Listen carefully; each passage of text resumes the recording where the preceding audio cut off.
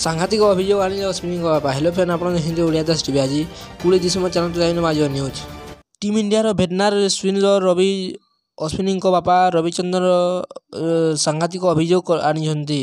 ବୁଧବାର ସମସ୍ତଙ୍କୁ ଚକିତ କରି Ashwin border Gavaskar trophy test series ଅଧାରୁ ଅନ୍ତର୍ଜାତୀୟ କ୍ରିକେଟରୁ ଅଲବିଦା କରିଥିଲେ। ଆଜି ଅଶ୍ୱିନ ନିଜ ଘର ଚେନ୍ନାଇକୁ ଫେରିଛନ୍ତି। ହେଲେ ହଠାତ୍ ଇସ୍ତଫାକୁ ନେଇ ତାଙ୍କ ବାପା ରବିଚନ୍ଦ୍ରନ ସମସ୍ତଙ୍କୁ ଚକିତ କରିବା ଭଳି କଥା କହିଛନ୍ତି। ଅଶ୍ୱିନୀଙ୍କ ଅପ୍ରତ୍ୟାଶିତ ଅବସର ପରିବାର ଲୋକଙ୍କୁ ଆଶ୍ଚର୍ଯ୍ୟ କରିଛି। ସେହିପରି ପୁଅ ଭାରତ ପାଇଁ ଖେଳୁ ବୋଲି ରବିଚନ୍ଦ୍ରନ ଚାହୁଁଥିଲେ।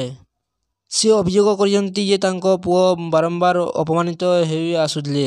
ସମ୍ଭବତଃ ଏହି କାରଣ ପାଇଁ ଅଶ୍ୱିନ ଅନ୍ତର୍ଜାତୀୟ କ୍ରିକେଟରୁ ଅଲବିଦା କହି ଥାଇପାରନ୍ତି ବୋଲି ରବିଚନ୍ଦ୍ରନ ମତ ରଖିଛନ୍ତି। ରବିଚନ୍ଦ୍ରନ ନିର୍ଦ୍ଦିଷ୍ଟ ଭାବେ ସେ ଆଣିଥିବା ଅପମାନ ଅଭିଯୋଗ ସମ୍ପର୍କରେ କିଛି ବି କହି ନାହାନ୍ତି। କିନ୍ତୁ ବିଦେଶ ମାଟିରେ ଅଶ୍ୱିନୀଙ୍କୁ ନିୟମିତ ସୁଯୋଗ ନ ମିଳିବା ପ୍ରସଙ୍ଗ ହିଁ ରବିଚନ୍ଦ୍ରନ ଏଠାରେ କହିବାକୁ ଚେଷ୍ଟା କରିଛନ୍ତି। ଗୋଟିଏ ଗଣମାଧ୍ୟମକୁ ଅଶ୍ୱିନୀଙ୍କ ବାପା ରବିଚନ୍ଦ୍ରନ କହିଛନ୍ତି, ଶେଷ ମୁହୂର୍ତ୍ତରେ ମୁଁ ମଧ୍ୟ ଅବସର ସମ୍ପର୍କରେ ଜାଣିବାକୁ ପାଇଥିଲି। ତାଙ୍କ ଇଚ୍ଛା ଓ ନିଷ୍ପତ୍ତିକୁ ସମ୍ମାନ ଜଣାଇ ମୁଁ ଏଥିରେ ହସ୍ତକ୍ଷେପ କରିନାହିଁ। କିନ୍ତୁ ସେ ଯେଉଁଭଳି ଭାବେ ଅବସର ଘୋଷଣା କଲା, ତା ପଛରେ ସମ୍ଭବତଃ ଅନେକ କାରଣ ରହିଥାଇପାରେ।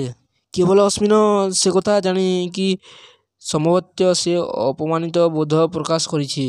ବୁଧବାର ହଠାତ୍ ଅଶ୍ୱିନ ଅବସର ଘୋଷଣା କରିବା କଥା ଶୁଣି ପରିବାର ଲୋକ ଭାବବିହ୍ୱଳ ହୋଇଯାଇଥିଲେ କି ପ୍ରଶ୍ନରେ ରବିଚନ୍ଦ୍ରନ କହିଛନ୍ତି, ଏଥିରେ କୌଣସି ସନ୍ଦେହ ନାହିଁ।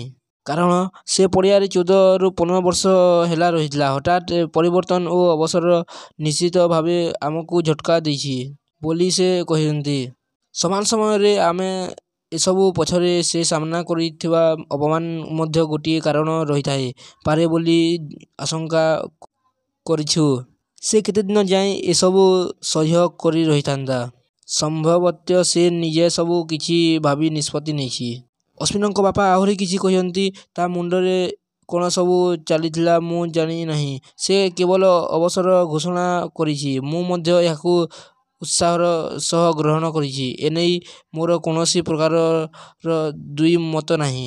କିନ୍ତୁ ସେ ଯେଉଁଭଳି ଭାବେ ଅବସର ଘୋଷଣା କଲା, ଗୋଟିଏ ପଟେ ମୁଁ ବହୁତ ଖୁସି ହୋଇଥିବା ବେଳେ ଅନ୍ୟପଟେ ମୁଁ ଚାହୁଁଥିଲି ଯେ ସେ ଜାତୀୟ ଦଳ ପାଇଁ ଖେଳିବା ଜାରି ରଖୁ।